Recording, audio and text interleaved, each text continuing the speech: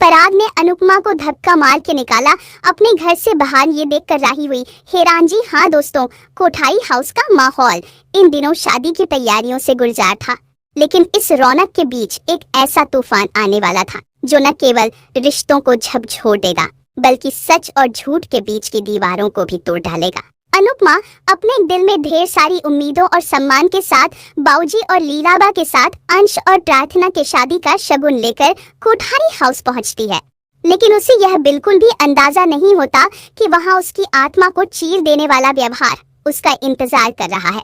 जैसे ही अनुपमा कोठारी हाउस में प्रवेश करती है, वहां मौजूद लोगों के चेहरे बदलने लगते हैं।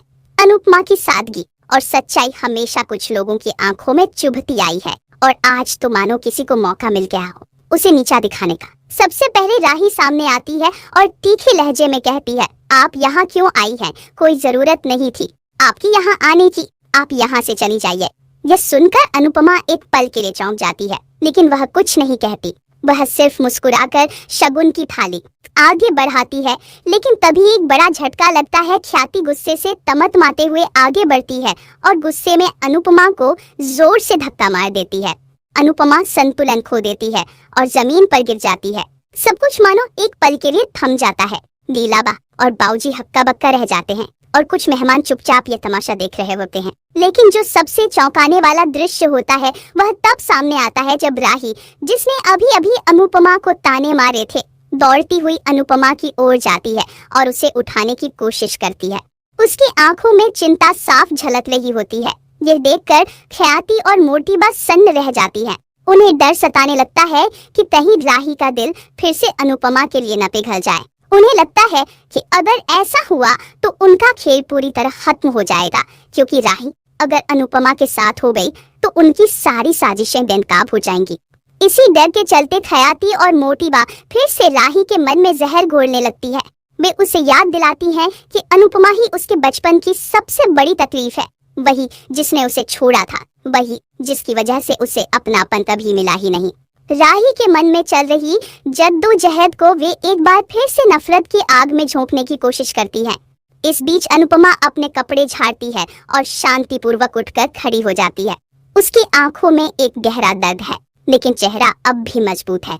वह देख रही होती है कि इस घर में उसकी कोई कद्र नहीं, यहाँ तक कि उसकी बेटी राही भी उसके दर्द को देखकर कुछ नहीं कह पा रही।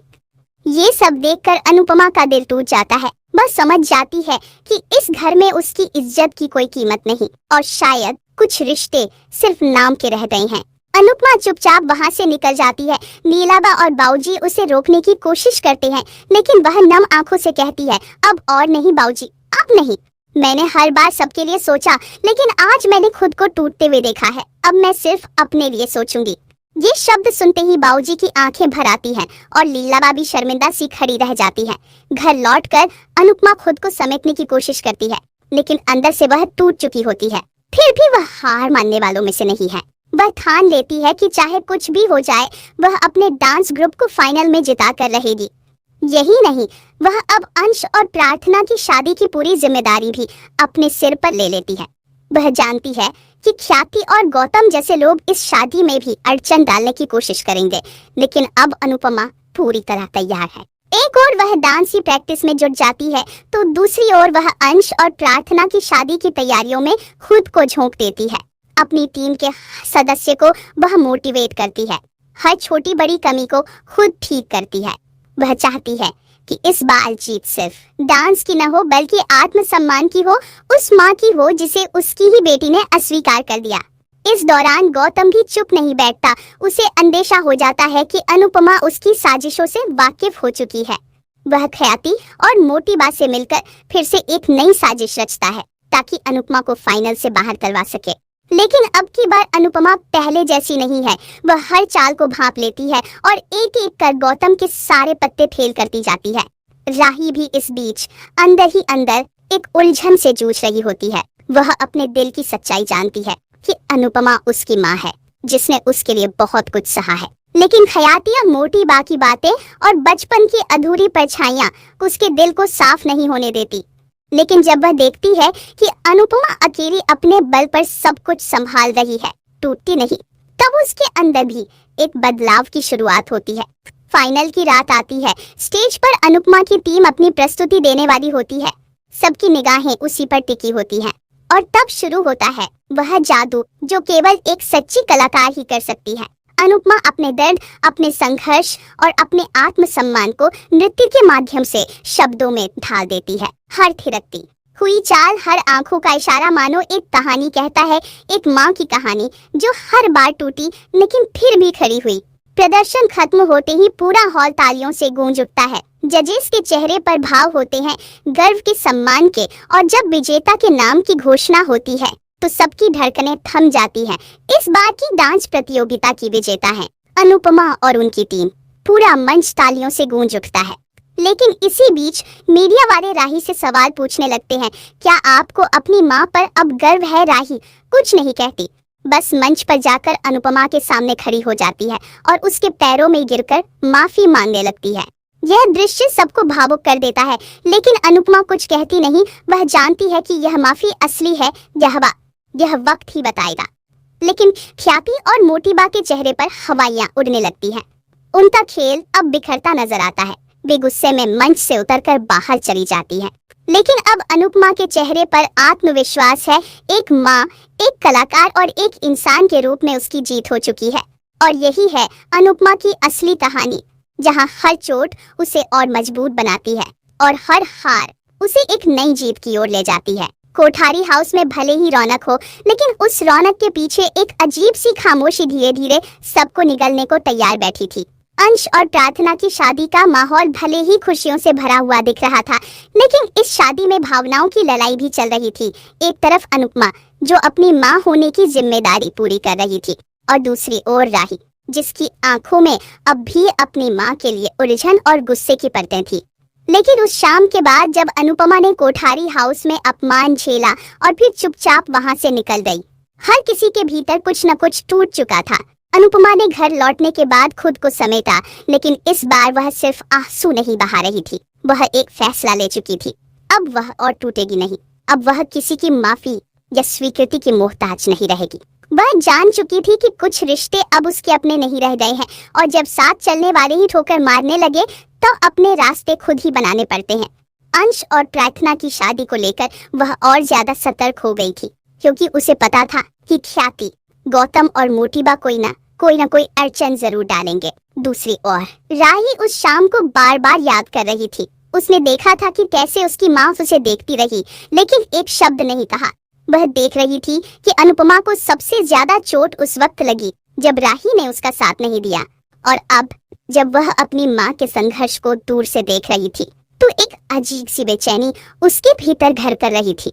ख्याति और मोटिबा रोज उसे अनुपमा के खिलाफ भड़काती रही, लेकिन अब उनके शब्दों का असर उतना गहरा नहीं हो रहा था। राही के भीतर एक जंग शुरू हो गई थी, भावनाओं की, पहचान की और सच्चाई की।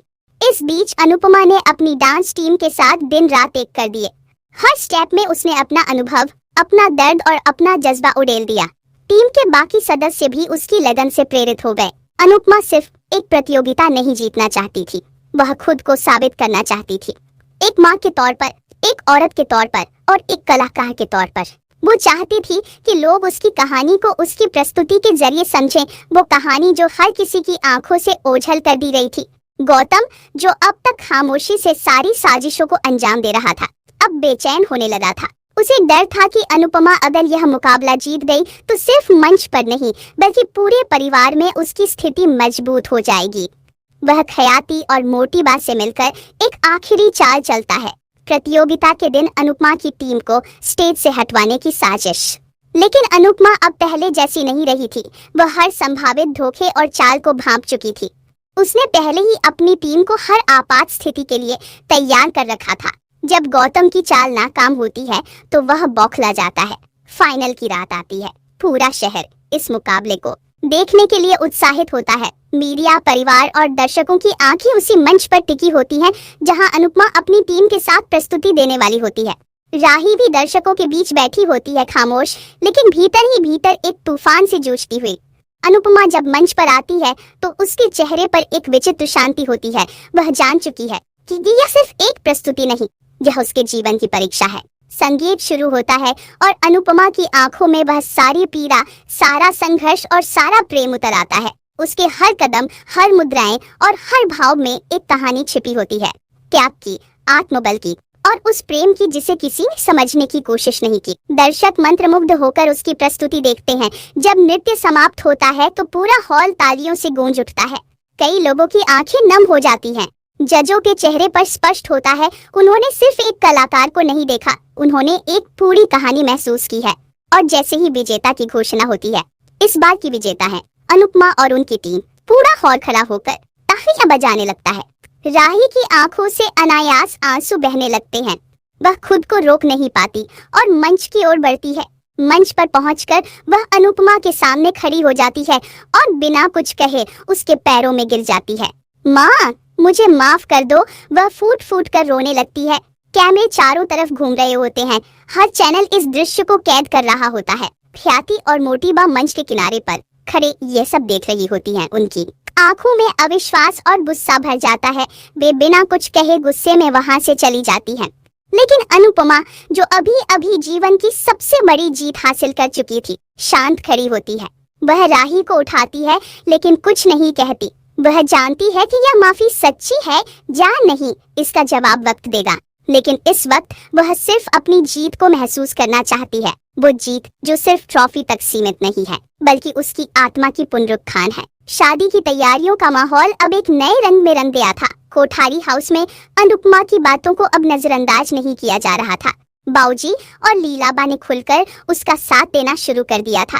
अंश और प्रार्थना की शादी अब पहले से ज्यादा आत्मीयता और खुशी के साथ हो रही थी। राही, जो अब तक खुद से ही लड़ रही थी, धीरे धीरे अपनी माँ को समझने लगी थी। वह अब उसके साथ समय बिताने लगी, छोटी छोटी बातें जानने की कोशिश करती और सबसे बढ़कर उसे माँ कहकर बुलाने लगी। गौतम अब पूरी तरह से एक्सपोज हो चुका था। उसकी साजिशों के सबूत सामने आ चुके थे और बाऊजी ने उसे घर से निकाल दिया। ख्याति और मोटीबा का असर भी अब धीरे धीरे खत्म हो रहा था। वे अब कोठारी हाउस में केवल नाम मात्र की उपस्थिति थी और उन्हें समझ आ गया था कि अब उनके लिए यह घर वह सत्ता केंद्र नहीं रहा जिसे वे वर्षों से नियंत्रित करती आई थी।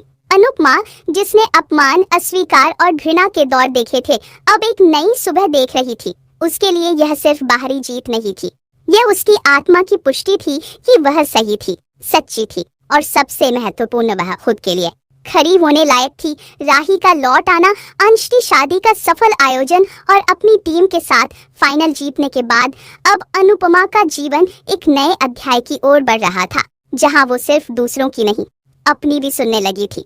और यही है अनुपमा की सच्ची जीत, जहां हर जख्म ने उसे और मजबूत बनाया और हर हार ने उसे एक नई राह दी। उसकी कहानी अब सिर्फ एक माँ की नहीं, बल्कि हर उस औरत की आवाज है जिसने कभी खुद को दुनिया की भीड़ में खो दिया था, लेकिन एक दिन अपनी ही पहचान फिर से पाली।